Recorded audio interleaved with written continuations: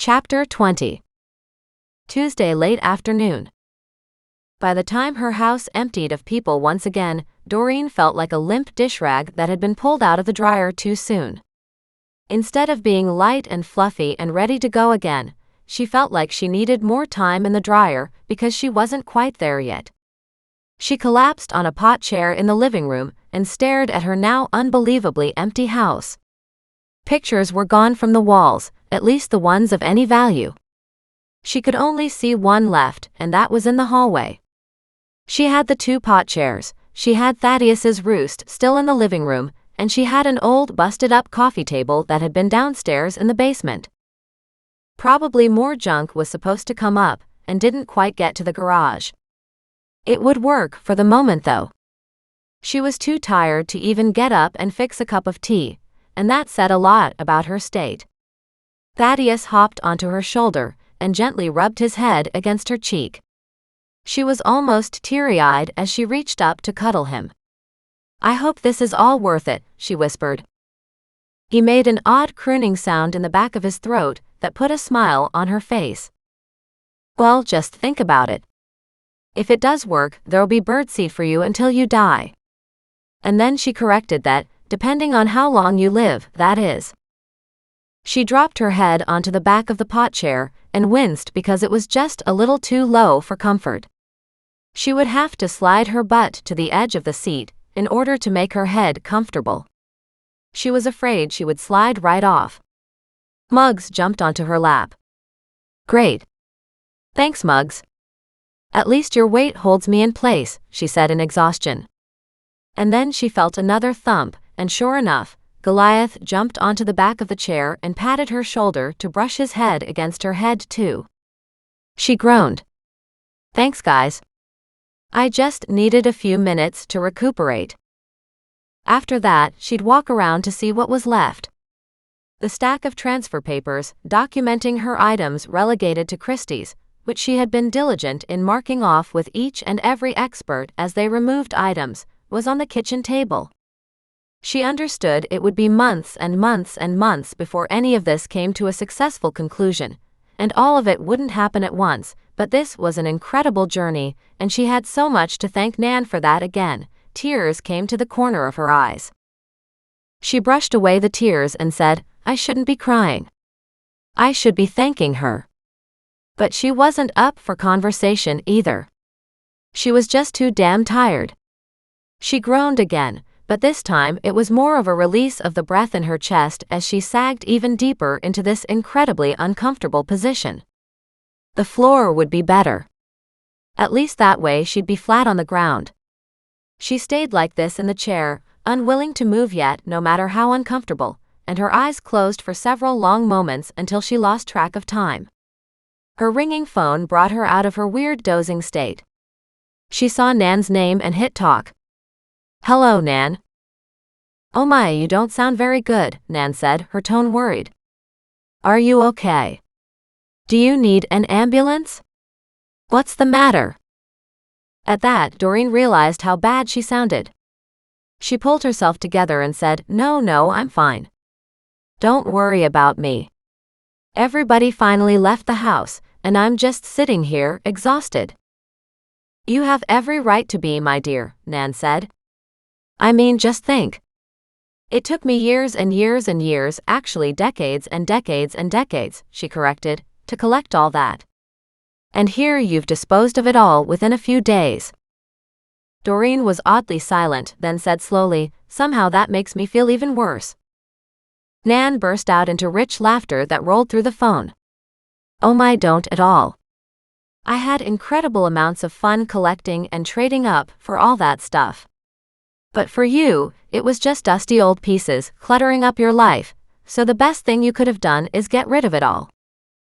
Especially when you said so many of these pieces were ugly," Doreen said with emphasis. "And I have to agree with you. So many of them were so ugly." Nan chuckled. "They were worth a lot though," she said. "What you need is a good cup of tea." "I was thinking that," Doreen said, "but honestly I'm too tired to walk to the kitchen to make it." "Get up," Nan said firmly. Grab the animals and come here. The walk will invigorate you, even if it takes twice the time because you're dragging your feet. I'll have a nice little treat waiting and a hot cup of tea." And then she hung up, not giving Doreen a chance to argue.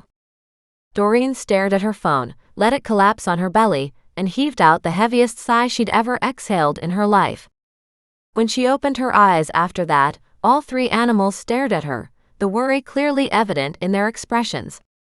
She'd never seen Muggs's eyes so round, and Thaddeus had pitched that gimlet look on his face as if daring her to die on him. She stroked Goliath's ears as he tilted his head at her.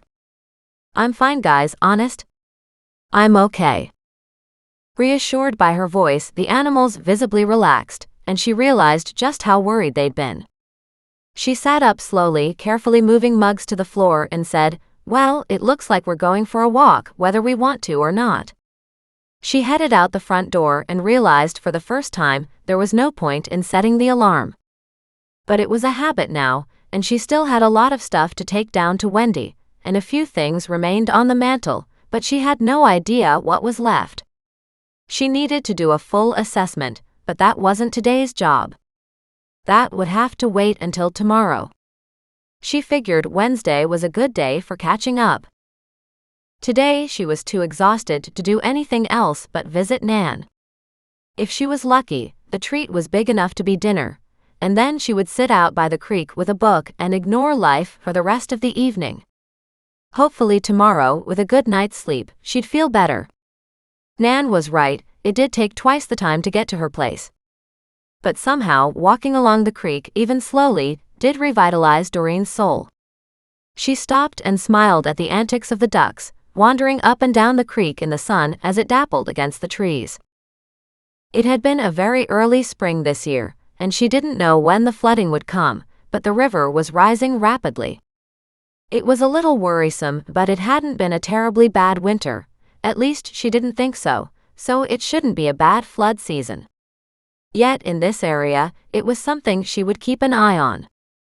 Little Paul was never far from her mind when she thought about Kelowna's flood season. To think that little boy and the kind man had lost their lives in that turbulent water.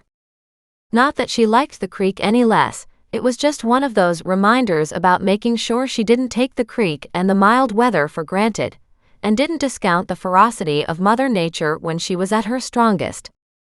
Finally, with great joy, Doreen turned the corner and saw the retirement building looming ahead. She walked past the front entrance and, using the stepping stones Nan had placed there for her, she walked over to the little border of garden beds and stepped onto Nan's patio. Nan came out of the apartment with her arms open. "Oh, my dear, you look so exhausted." Doreen bent down, gave her a hug, and said, "Honestly, I am. I didn't think selling all that furniture and stuff would take so much out of me. And I'm still stressed, thinking that maybe I missed something." Nan chuckled. "If you did, I'm sure they will come back. It's all very good stuff." Doreen sat down with a heavy thump. "You realize what a gold mine you've given me, right?" Nan nodded. "When I started this originally, I didn't really plan on all of it," she said.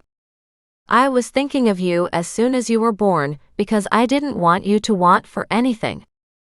Don't take this the wrong way, dearie, but your mother is not exactly somebody I could trust with funds." "That's an understatement," Doreen muttered. Her mother had been a lot of things, but frugal was not one of them. "So you figured if you put the money in investments, like antiques instead of gold and/or stocks, then they would still be around." "It was risky though," Doreen added. "Because if you think about it, that house could have caught fire, and all of it would have gone up in smoke." At that, she gave herself a mental shake and said, "And I really didn't need to voice that fear because now I'll have nightmares about it." Nan patted her hand gently and said, "But you did find the right people and moved it all safely." Doreen just smiled at her, loving the bird-like woman in front of her. "You're such a blessing in my life," she whispered. Feeling the tears once again coming to the corners of her eyes, she impatiently brushed them away. When she opened them again, a massive still warm meat pie sat in front of her. She looked at it in amazement. This looks wonderful, she said, sniffing the heavy and rich aroma. And smells even better. Nan nodded. It does, doesn't it? We had these at lunch today. I picked one up for you. I'm still worried you're not getting enough to eat. Doreen laughed. Anytime Mac comes over, he feeds me, she admitted. Although, when he came to collect my intruder, there was no time for food. Another intruder. Oh dear. Nan picked up a fork, handed it to her, and said, dig in. It's a lovely lamb pie. Doreen used the fork and cut into the crust, releasing the hot steam inside. This is a perfect end to a really long day. And she slowly ate. While she did, Nan chatted on about everybody in the Rosemore facility.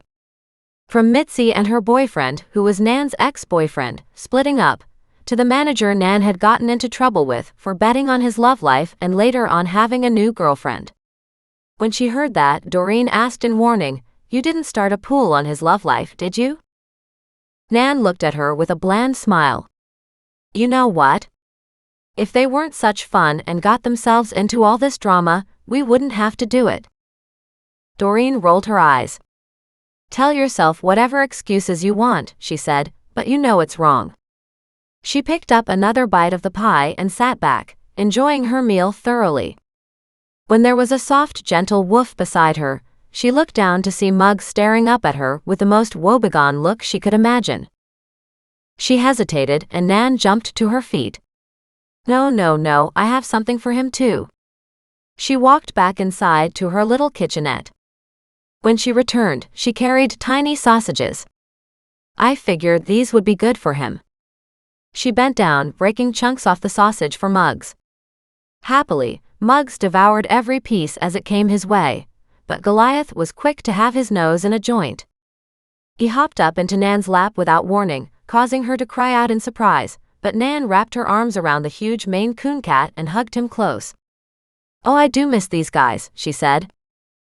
That may be, Doreen said, but do you have any treats for him too? Nan beamed. I do.